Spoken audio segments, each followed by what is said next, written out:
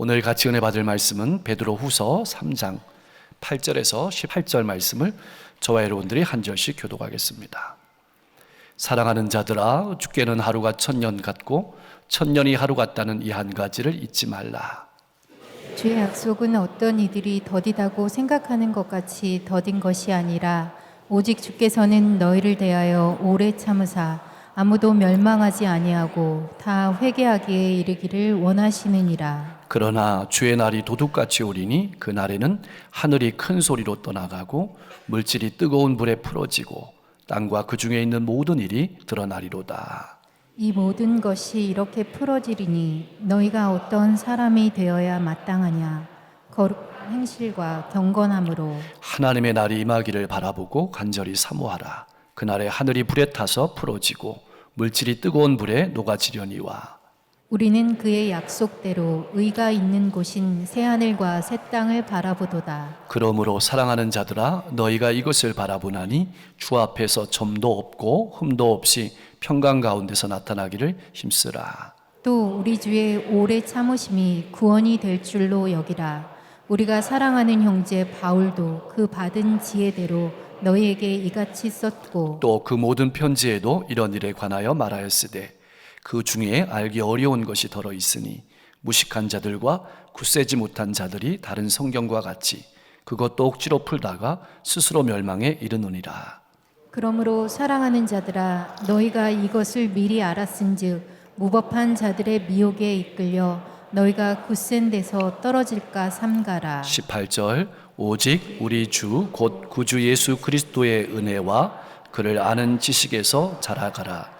영광이 이제와 영원한 날까지 그에게 있을지어다. 아멘. 초대교회 당시에 많은 그리스도인들은 주님의 재림에 대해서 이렇게 생각했습니다. 주님께서 멀지 않아서 현 시대가 끝나기 전에 재림하실 것이다. 왜 그렇게 생각했느냐면 이 세대가 지나가기 전에 이 일이 다 이루리라 말씀하신 주님의 말씀도 있었고, 또 성도들이 생각하기에 땅 끝까지 복음을 전파하라는 지상명령도 어느 정도 성취된 것으로 보였기 때문입니다. 또 다른 재림에 대한 생각은 주님께서 재림의 징조를 말씀하실 때 말세 이단들이 극성스럽게 활동한다고 말씀하셨는데 계속해서 이단들이 극성스럽게 활동하자 주님의 재림이 자꾸만 지체되는 것처럼 보였습니다. 그러다가 주님의 재림이 없다는 이단의 사설에 귀가 솔깃하게 되었던 겁니다. 역사의 종말이 바로 눈앞에 있다고 확신하면서 어떤 그리스도인들은 재산과 가옥을 팔아버렸고 직장을 그만두었으며 사회로부터 이탈했습니다. 그리고 또 어떤 그리스도인들은 주님의 재림이 늦어지거나 없다고 생각해서 신앙인으로서의 삶을 제대로 살지 않았던 겁니다. 그런 성도를 향해서 주님께서 지금 당장 재림을 하지 않고 지체하시는 이유에 대해서 분명하게 설명을 하고 성도들에게 재림에 대한 소망을 분명히 확인하고 거룩한 삶을 살아갈 것을 권면하는 것이 오늘 본문의 말씀입니다. 나는 주님이 다시 오실 것을 바라보면서 어떤 생각을 가지고 살아가고 있습니까? 신앙인으로 분명한 소망을 가지고 거룩한 삶을 살아가고 있습니까? 분명히 그리스도인들은 주님께서 다시 오심을 기다리는 사람인 것이 맞지만 단지 가만히 앉아서 주님이 오심을 기다리는 사람만은 아닙니다. 주님께서 오실 시간이 얼마 남지 않았음을 깨닫고 그것을 가슴에 깊이 깨닫기 때문에 그리스도인으로서 해야 될 중요한 일이 있음을 알고 거룩한 삶을 살아가는 사람이 그리스도인입니다. 더 나아가 오늘 주님께서 오셔도 부끄러울 것이 없는 그런 신앙인으로 살아가는 겁니다. 그런 그리스도인들에게 한 가지만큼은, 이 한 가지만큼은 절대로 잊으면 안 된다고 본문은 강조하고 있습니다. 그것은 사람이 바라보는 시간으로 살아가지 말라는 것입니다. 우리는 하루 이틀, 한 달, 두 달 이런 시간을 가지고 살아갑니다. 이런 시간의 개념을 가지고 살아가지 말고 하나님께서 바라보시는 시간으로 살아가라는 말씀입니다. 주님께서 왜 다시 오시는지, 주님께서 오시면 우리에게서 무엇을 보시는지, 그리고 왜 더디 오시는 것처럼 보이는지 그 이유에 대해서 아는 것이 너무나도 중요하다는 말씀입니다. 다른 모든 것은 몰라도 이것은 꼭 알아야 된다고, 이것은 꼭 기억하며 살아가야 된다고 말씀하시는 것입니다. 나는 주님께서 왜 더디 오시는지, 주님께서 오시면 내 삶에서 무엇을 보시는지 그 이유에 대해서 알고 있습니까? 주님께서 오심을 확신하며 살아가고 있습니까? 이사야 선지자는 이사야 55장 8절과 9절에서 하나님의 마음을 이렇게 표현했습니다. 우리 같이 한번 고백하겠습니다. 이는 내 생각이 너희의 생각과 다르며 내 길은 너희의 길과 다름이니라. 여호와의 말씀이니라. 이는 하늘이 땅보다 높음같이 내 길은 너희의 길보다 높으며 내 생각은 너희의 생각보다 높음이니라. 아멘. 여러분, 하나님이 바라보시는 시간과 우리가 바라보는 시간이 다릅니다. 하나님이 계획하시는 계획과 우리가 하는 계획이 다릅니다. 그것을 분명히 알아야만 성도로서 바른 삶을 살아갈 수 있다는 겁니다. 사랑하는 성도 여러분, 나는 내가 살아가는 인생의 시간을 어떻게 바라보며 살아가고 있습니까? 나는 시간을 어떻게 계수하며 헤아리며 살아가고 있습니까? 하나님이 바라보시는 시간으로 계산하며 살아가고 있습니까? 아니면 내가 생각하는 시간으로 내 인생을 계수하면서 살아가고 있습니까?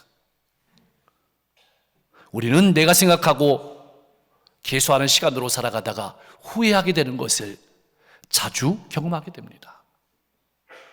장례식장에 가면 우리는 결심합니다. 하나님께서 바라보시는 시간으로 살아가야지. 그러나 얼마 못 돼서 다시금 내가 바라보는 시간으로 돌아가는 것이 많은 사람들이 살아가는 삶의 모습입니다. 내가 바라보는 시간에서 하나님이 바라보시는 시간으로 바뀌어가는 것이 신앙생활입니다. 절대로 여러분 잊지 마십시오. 하나님께서 생각하시는 시간과 우리가 생각하는 시간은 다릅니다. 8절 말씀에 주께는 하루가 1000년 같고 1000년이 하루 같다 이렇게 말씀하셨습니다. 이것을 잊지 말라. 이 말씀은 시편 90편 4절에 나오는 말씀을 인용한 것입니다. 주의 목전에는 1000년이 지나간 어제 같으며 밤의 한순간 같을 뿐임이니이다. 그 의미는 영원하신 하나님은 잠깐 있다가 없어지는 안개와 같은 우리와는 다른 시간의 개념을 가지고 있음을 나타내는 것입니다. 그냥 한 달, 두 달 흘러가는 시간으로 살아가지 말라는 말씀입니다. 시간의 길이로 오래 살았으니까 잘 살았고 짧게 살았으니까 못 살았다 그렇게 판단하며 살아가지 말라는 말씀입니다. 잊지 말라는 말씀은 이것을 가슴에 새기고 살아가라는 말씀입니다. 다시 말하면 주님이 언제 재림하실지 알 수 없기에 오늘 오셔도 부끄러울 것이 없는 신앙인으로 만반의 준비를 하면서 살아가라는 말씀입니다. 9절 말씀에 아무도 멸망하지 않고 다 회개하게 이르기를 원하시니라 라는 말씀은 왜 주님이 더디 오시는지 그 이유를 분명하게 말씀하고 있는 것입니다.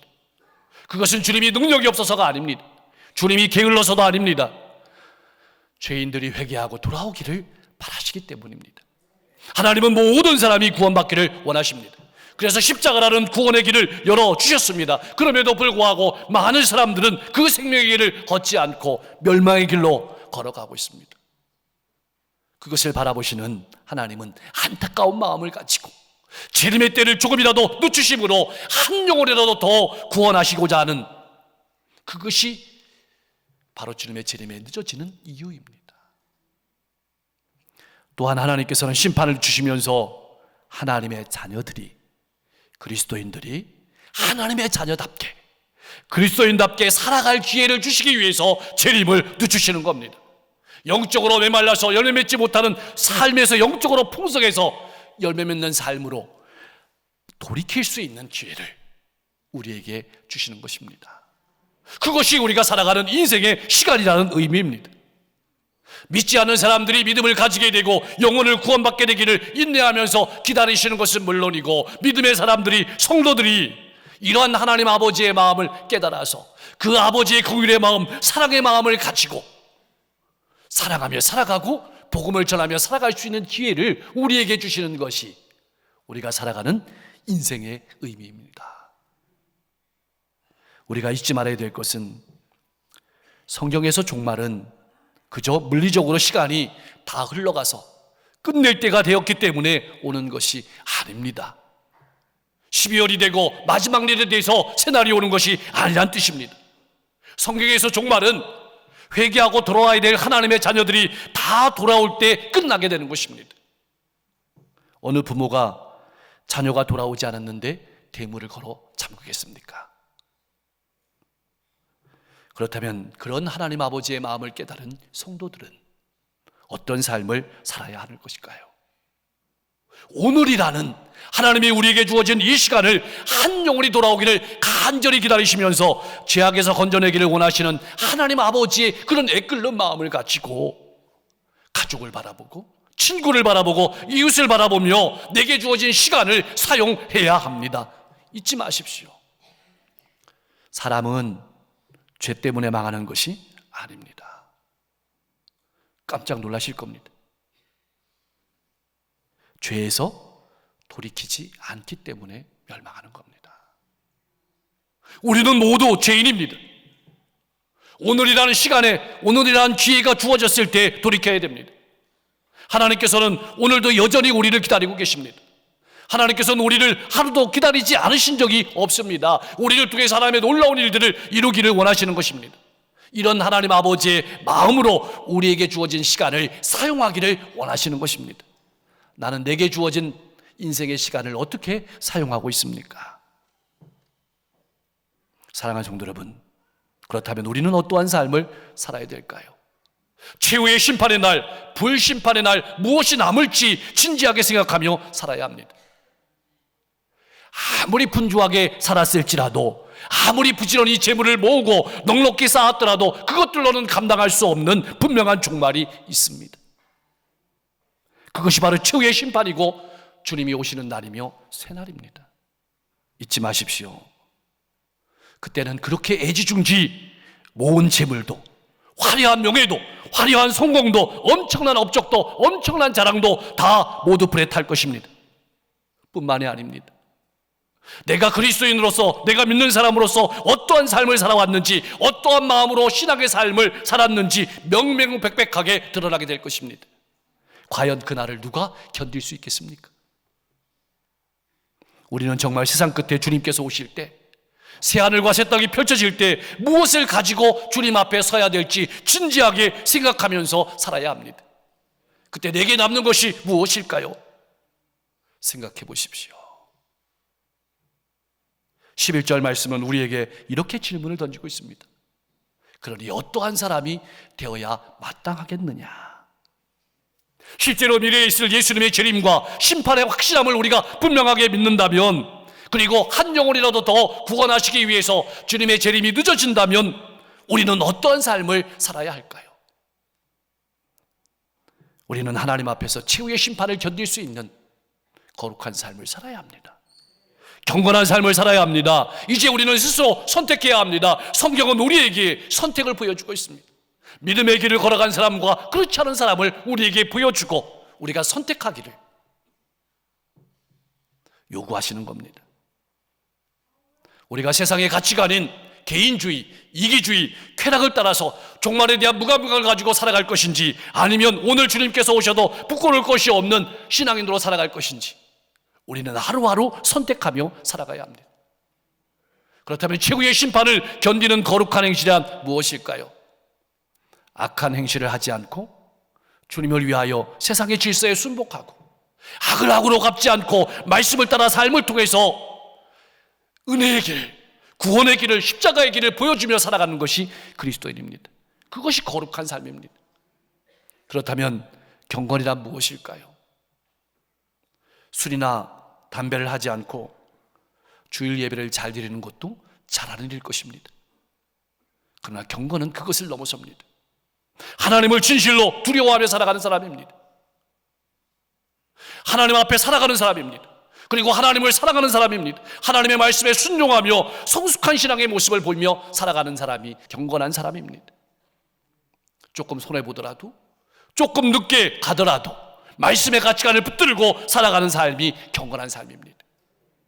14절의 말씀은 그런 약속을 받은 그리스도인들이 어떠한 삶을 살아야 되는지 권면하고 있습니다. 주님 앞에서 점도 흠도 없이 평강 가운데 나타나기를 힘쓰라. 여러분, 점도 흠도 없는 것은 우리가 할 수 없습니다.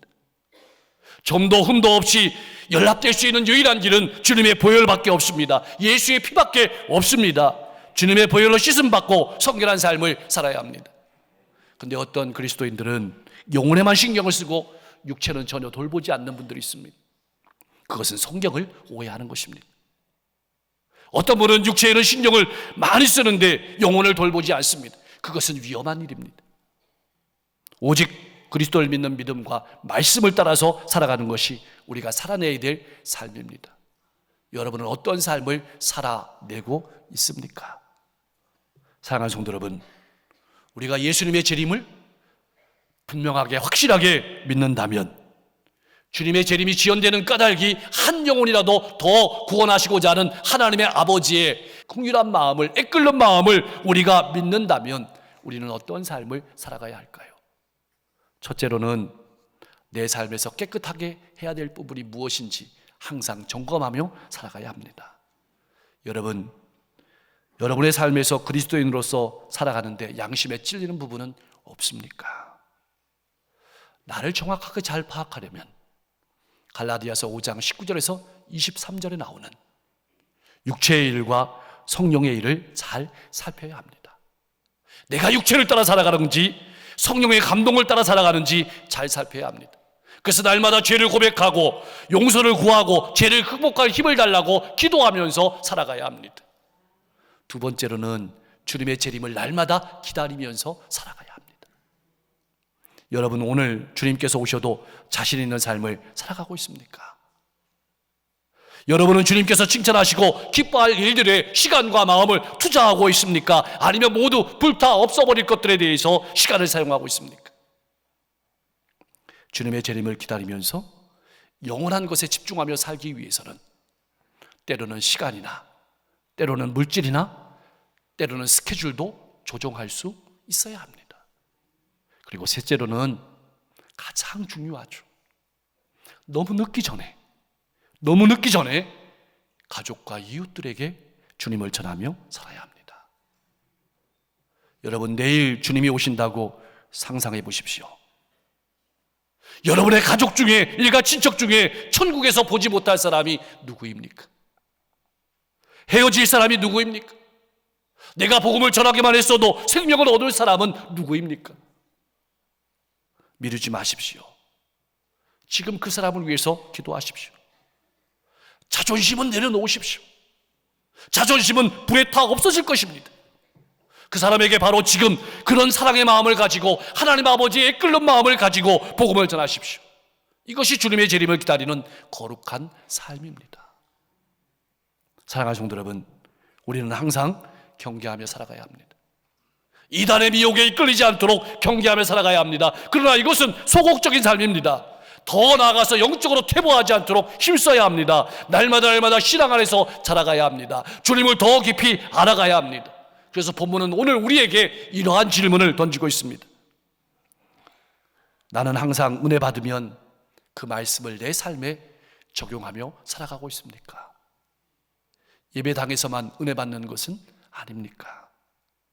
다른 사람들이 내 삶 가운데서, 다른 사람들이 나의 인격 가운데서 그리스도의 모습을 발견하고 있습니까? 예수 믿고 많이 변했다는 소리를 듣고 있습니까?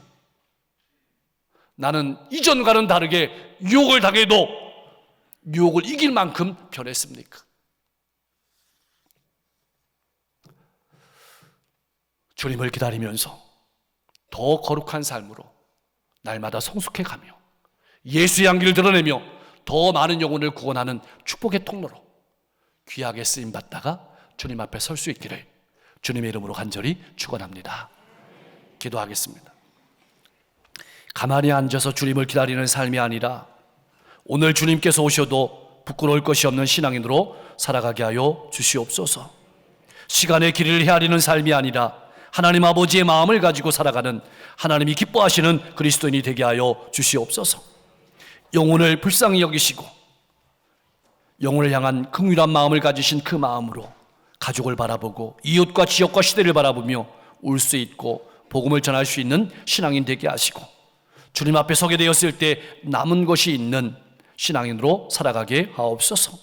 세상의 가치관에 물들지 않고 복음의 가치관으로 나를 지키며 하나님을 두려워하고 하나님의 말씀에 순종하는 삶을 살아가게 하시고 항상 내 삶을 깨끗하게 하고 영원한 것을 바라보고 늦기 전에 복음을 전하며 살아가는 신앙인 되게 하시고 끊임없이 내 자신을 성숙시키고 주님을 더 깊이 알아가는 신앙인으로 주님께서 쓰시는 이 시대의 귀한 축복의 통로가 되게 하여 주시옵소서.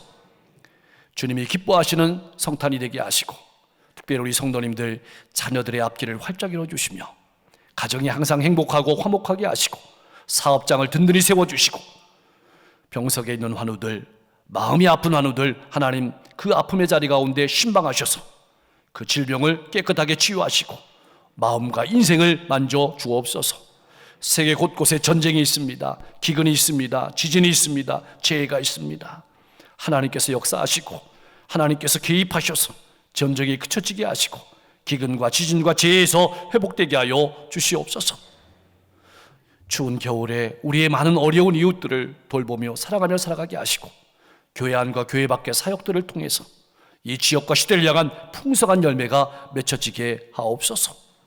지역과 시대를 이끌어가는 위정자들이 하나님을 두려워하는 정치를 하게 하시고 오늘도 간절한 마음으로 복음을 두고 나가는 선교사님들의 발걸음을 통해서 수많은 영혼들이 주님께 돌아오게 하옵소서. 2023년을 결산하는 총회들이 계속해서 이어지고 있습니다. 수고한 모든 임원들 기억하시고 또 새롭게 수고할 모든 임원들도 하나님께서 예비하여 주신 줄 믿습니다. 하나님, 무엇보다도 연말연시를 우리가 지나고 있습니다. 감정적으로 무너지거나 또 상하기 쉬운 계절입니다. 우리의 감정을 잘 지키며 살아가게 하시고 수많은 영혼들을 위로하고 용기 주고 소망 주며 살아갈 수 있는 우리가 되게 하시며 2024년 청소년 동계올림픽이 얼마 남지 않았습니다. 우리가 기도로 또 열심으로 준비하며 나아가고 더 많은 영혼들을 사랑하며 섬길 수 있는 좋은 기회가 되게 하여 주시옵소서. 예수님의 이름으로 간절히 기도하옵나이다.